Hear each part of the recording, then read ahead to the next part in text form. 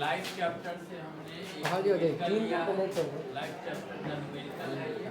और ये मतलब कॉन्सेप्ट बेसिस न्यूमेरिकल है। इस टाइप के जितने भी न्यूमेरिकल होंगे वो हम लोग आसानी से मतलब इससे बना लेंगे हम लोग इस टाइप में जो भी न्यूमेरिकल होंगे। तो कहता है the size of the image of an object by a mirror having a focal length of 20 centimeter, observe what distance the object has been placed from the mirror, what is the nature of the image and the mirror।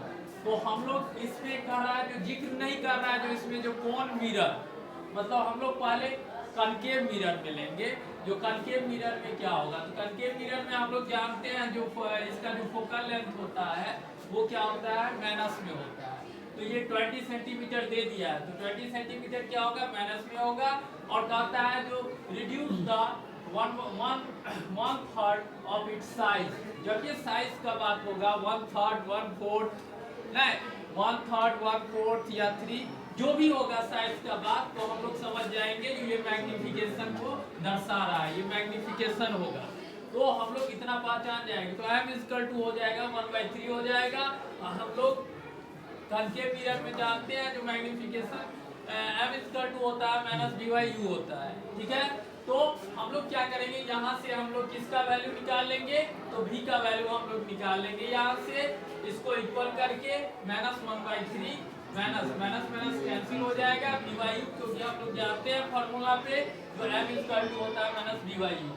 इसके according cross गुना किए और cross गुना करने के बाद u = 3v हुआ और v = u/3। अगर हम इसको उल्टाएंगे तो ये क्या होगा 1 जो है यहाँ पे रहता है हमेशा तो ये 1 ऊपर चला जाएगा 1/v = ये 3 जो है ऊपर चला जाएगा 3/u हो जाएगा। तो 1/v का वैल्यू जो हो जाएगा 3/u हो जाएगा।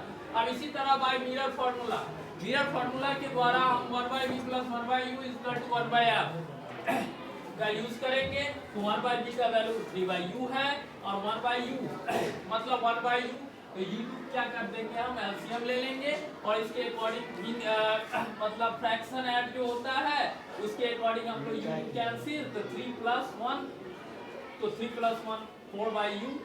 इसी तरह हम लोग फोकल लेंथ कितना है तो फोकल लेंथ -20 है तो -20 हो गया यहाँ पे। अब इसको हम क्रॉस 4/u = -1/20। अब क्रॉस गुना करेंगे तो u = आ जाएगा 80। तो मतलब ये u हमारा इतना निकल गया।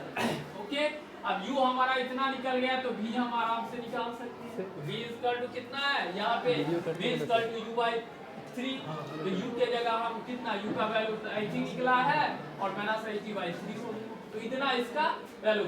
तो इसमें जो इमेज कहता है नेचर क्या होगा इमेज का तो रियल बनेगा क्योंकि माइनस में आया इन्वर्टेड रियल एंड इन्वर्टेड बनेगा और ये कनकेव मिरर में बनेगा।